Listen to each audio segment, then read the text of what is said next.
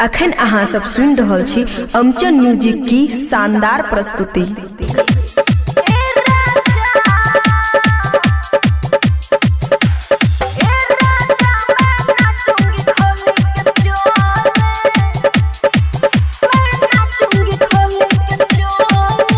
खुशी recording studio बलुआहा।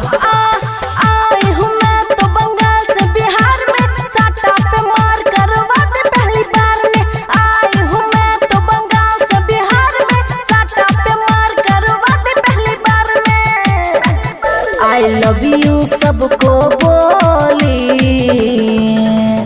ए राजा मैं नाचूंगी खोली के चोले। ए राजा मैं नाचूंगी खोली के चोले।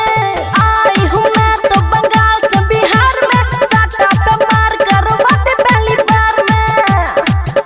I love you सबको बोली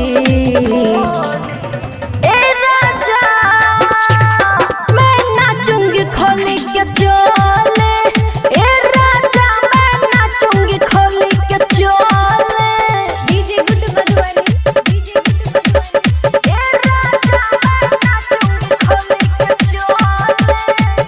मैं नाचूंगी खोली के चोले।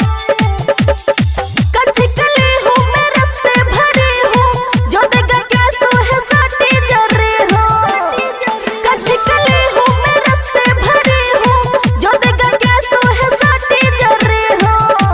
लहंगा उठाऊंगी हाउ दिखाऊंगी, लहंगा उठाऊंगी हाउ दिखाऊंगी। अरे मस्ती में सब डोली। ए राजा मैं नाचूंगी खोली के चोले। ए राजा मैं नाचूंगी खोली के चोले।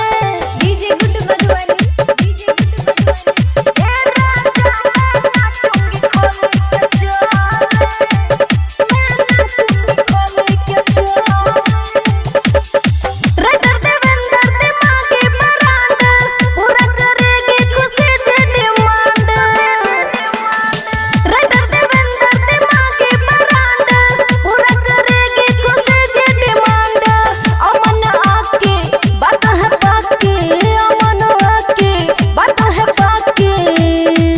डीजे वाला आके डोले।